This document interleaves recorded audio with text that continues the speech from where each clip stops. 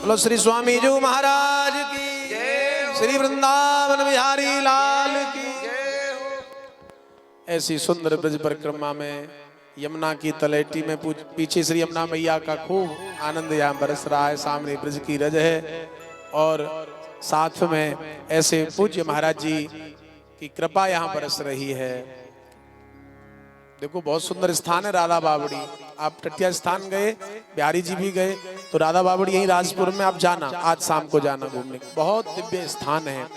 पूज्य महाराज जी अभी गए जटेरी धाम कामा में, वहां भी बड़ा सुंदर, आहा कैसी दिव्यता भव्यता है भैया। ब्रज की यही महिमा है। और जगह जाओगे तो वहाँ सजावट मिल जाएगी, और जगह जाओगे तो दिखावट मिल जाएगी, और कई जगह जाओगे तो मिलावट भी मिल जाएगी। लेकिन अगर यहाँ अगर आ रहे हो ब्रज में, तो यहाँ केवल वास्तविकता श्री ठाकुर जी, श्री प्रिया जी और युगल जोड़ी सरकार के चरणों में बैठ कर के जो आनंद आपको मिलेगा, वो पूरे विश्व में आपको कहीं नहीं मिल सकता, कहीं नहीं। क्योंकि ऐसी श्री ठाकुर जी का दिव्य आनंद यहाँ नित्य बरसता है। और मैंने पहले भी निवेदन किया है कि ठाकुर जी को प्रागट्य उत्सव तो कथा में चौथे दिन होए, लेकिन जहाँ ब्रजमंडल में ठाकुर जी रोज प्रकट है, जहाँ में प्रेम से बोलो राधे राधे। यहाँ तो नित्य युगल सरकार हैं, ऐसी कृपा है। तो अब हम तो सब ब्रजवासी राजपुर महाराज थोड़ो सो वाणी ने कृपा करते, जो इच्छा होए तो ने कानन में पड़ जात, हम सबको कल्याण होए। यही इस ब्रज की महिमा है। श्री स्वामी जी महाराज की जय, श्री भागवत महापुराण की जय, श्री व्यास जी महाराज की जय, श्री सुखदेव जी महाराज की जय, श्री राजपुर ग्राम की जय हो, श्री वृंदावन धाम की जय।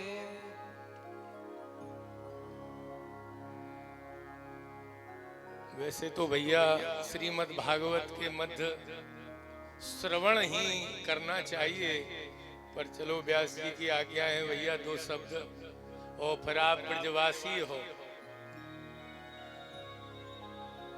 प्रेम सिर्फ ब्रज में ही प्राप्त है, ज्ञान कर्म ये तो सब जगह मिल जाएंगे, पर प्रेम भरी भक्ति तो भैया वृंदावन और ब्रज में ही मिल सकती है। और बिना ब्रजवासियों की कृपा से वो मिलना मुश्किल ही है। किसी के घर में आप जाओगे तो घर वालों से ही मिलोगे, तभी अंदर प्रवेश हो सकता है। तो आप बड़े सौभाग्यशाली हैं। देखो परिक्रमा मार्ग, यहाँ तो पग पग पे प्रयागराज विराजे हुए हैं। दूसरे यमुना जी का सानिध्य, तीसरे भैया स्वामी श्री हरदास जी महाराज की जन्म भूमि राजपुर ग्राम, नित्य विहार ये राजपुर ग्राम में ही प्रकट हुआ। श्री ललिता जी स्वामी श्री हरदास जी के रूप में राजपुर ग्राम में प्रकट हुई, जिसकी चाहना सभी करते हैं।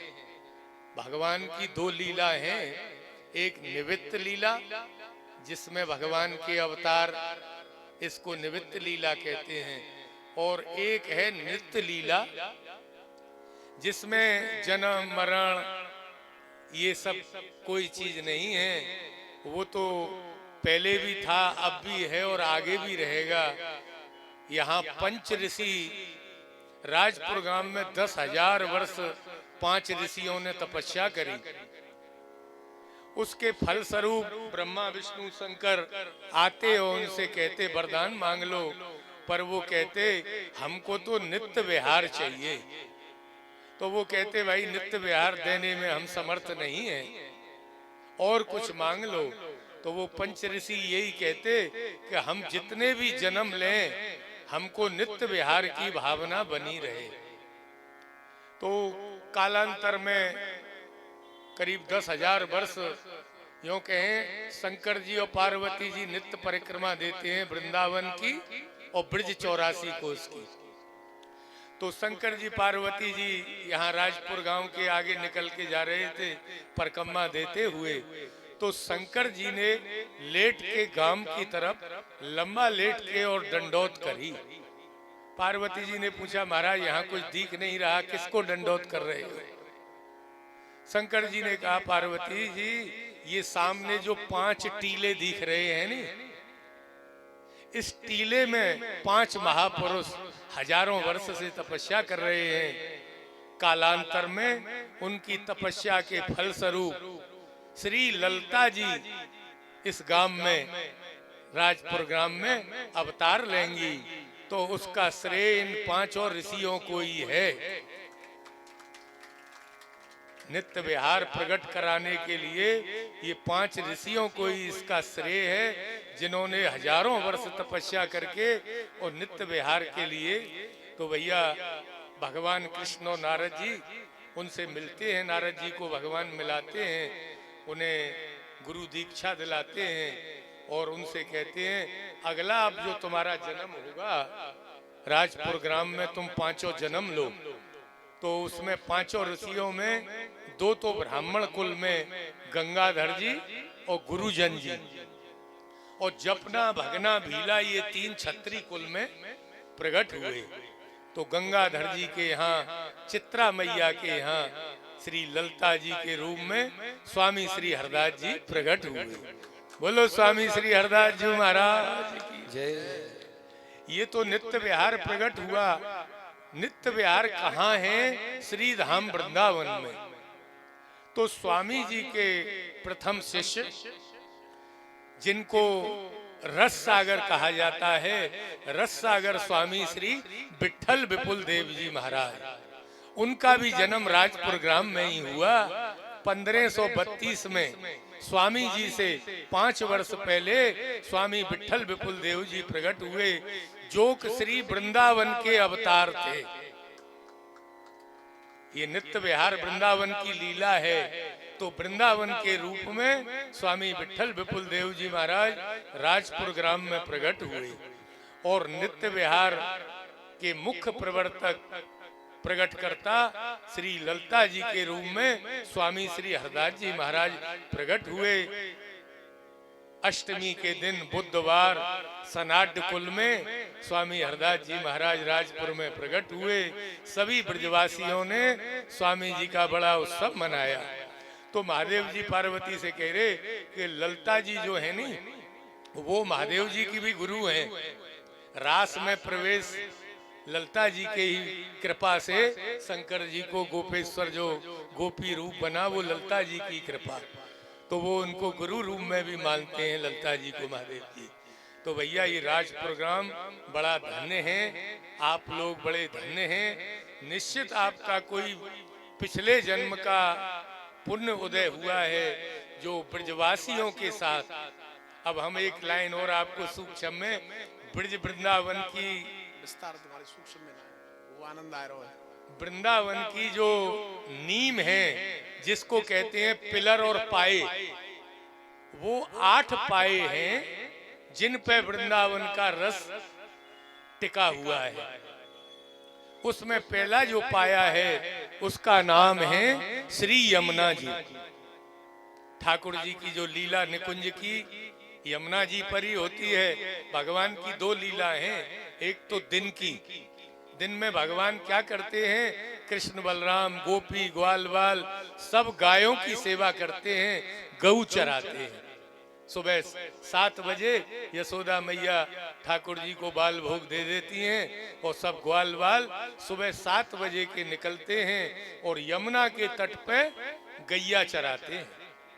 शाम को 4 बजे भगवान लौटते हैं, जिसको आप सभी जानते हैं गोदूली भेला। भगवान शाम को अपने घर आते हैं, दिन भर यमुना के तट पर ठाकुर जी गैया चराते हैं। अब आदमी को पता नहीं है, ये भागवत जी सुनने ही से पता लगेगा कि भगवान का दर्शन कहाँ है। यहाँ के ठाकुर जी मठ मंदिरों में थोड़े, ये तो भागवत जी में कथा सुनोगे तो ठिकाना पता लग जाएगा।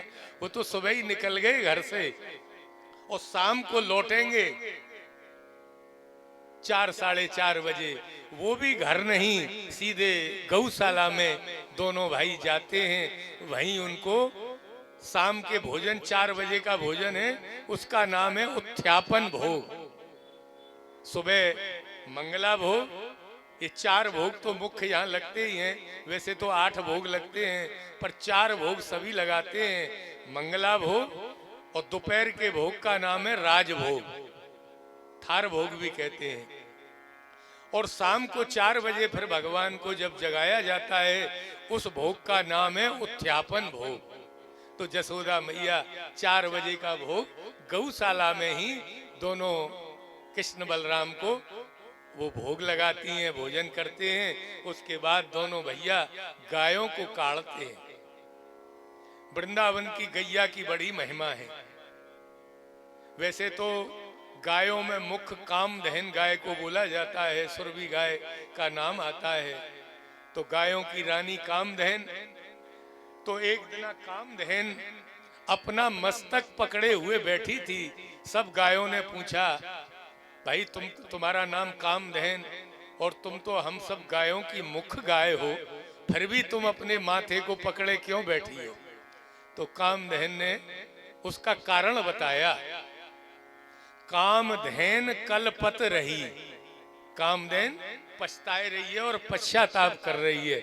कहा कर रही है, कामधेन कलपत रही और होन भई ब्रज गाय। मैं कुछ भी हूं पर ब्रज वृंदावन की गाय नहीं बन सकी। तो सब गायों ने कहा, भाई तुम तो हमारी रानी हो, अगर तुम ब्रज वृंदावन की गाय बन जाती तो ऐसा क्या हो जाता? कामधेन कलपत रही होन बही ब्रज गाय। ब्रज गाय हो जाती तो क्या होता? राधा देती दोहनी। दूध काढ़ने का जो बर्तन है उसका नाम है दोहनी। राधा देती दोहनी और मोहन दुहिते आए। मेरे दूध काढ़ने का बर्तन स्वयं श्री जी राधा रानी देती और मुझे स्वयं भगवान मोहन मेरा दूध काढ़ते। कब? कि जब मैं ब्रज वृंदावन की गाय हो जाती।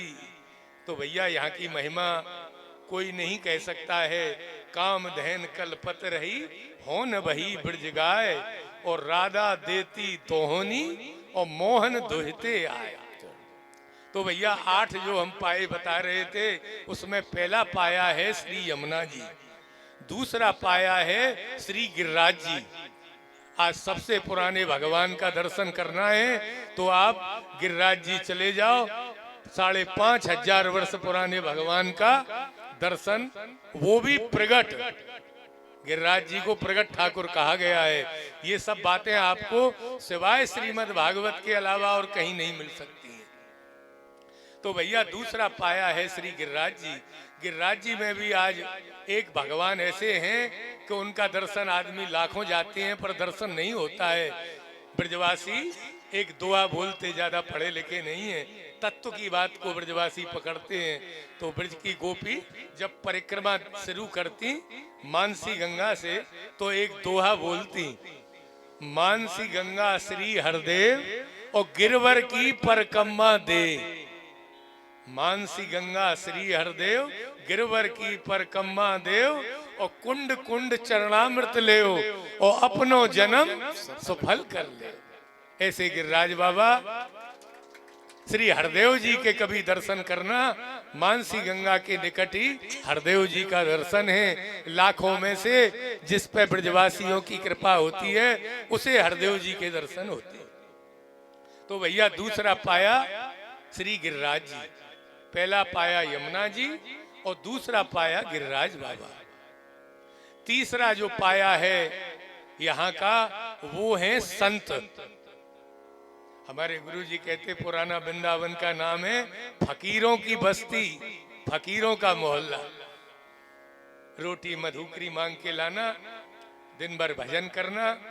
और संत तो यहाँ रातों दिन की टिकट केवल 2 के पास है, या तो संतों के पास है या ब्रजवासियों के, और तीसरे को ये टिकट नहीं मिल सकती है। दिन की लीला की और रात्रि की लीला की। तो भैया तीसरा जो पाया है वो है यहाँ के संत, और चौथा जो पाया है वो है ब्रजवासी। ब्रजवासियों से मिलना बड़ा ही कठिन है। कोई पिछले जन्म का पुण्य हो तो ब्रजवासी मिल सकते हैं, नहीं 8 चीज में से हमारी समझ से 7 चीज मिल सकती हैं, 8वीं जो पाया ब्रजवासी है वो मिलना बड़ा कठिन है। तो पहला यमुना जी, दूसरा गिरिराज जी, तीसरा संत और चौथा ब्रजवासी। 5वां जो पाया है भैया उसका नाम है गैया, गाय, ब्रज वृंदावन की। और छठा पाया जो है वो पक्षी। पक्षियों, रात्रि की टिकट पक्षियों के पास है, वो गायों के पास भी नहीं है। रात्रि में महाराज की लीला होती है, वो वृक्षों के ऊपर बैठ के केवल पक्षी ही देख सकते हैं, उसकी टिकट किसी को नहीं मिलती है। तो भैया यमुना जी, गिरिराज जी, संत, ब्रजवासी, गैया और पक्षी, ये 6 हुए। 7 में भैया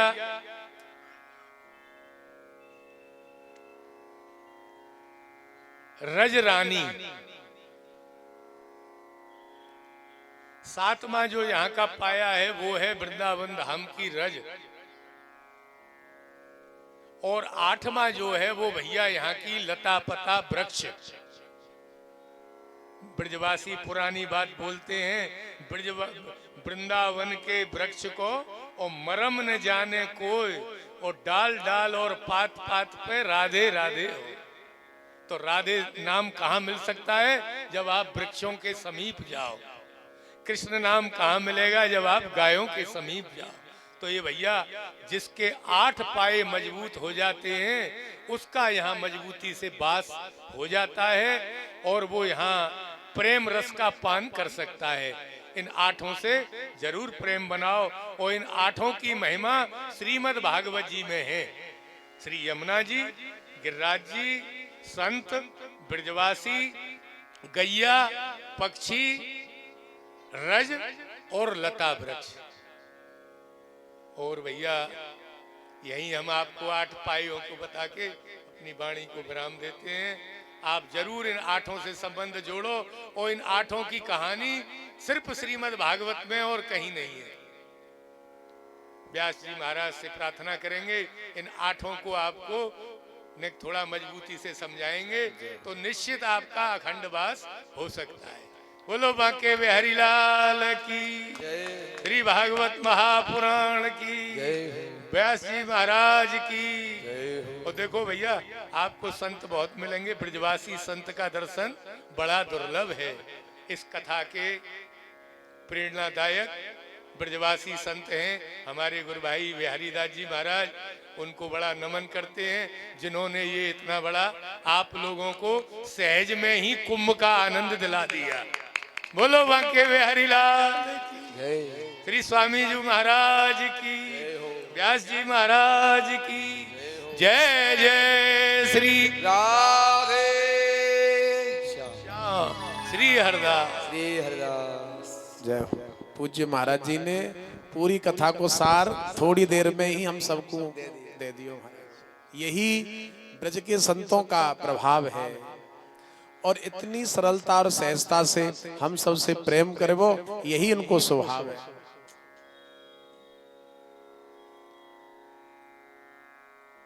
अब कहनो का हम तो ऐसा आनंद है कि भैया निचोड़ दे दियो पूज्य महाराज जी ने। और ये केवल वास्तविकता तो सही यही है कि यह केवल आनंद इस ब्रज मंडल में ही मिल सकता है, वृंदावन में ही मिल सकता है, और कहीं नहीं।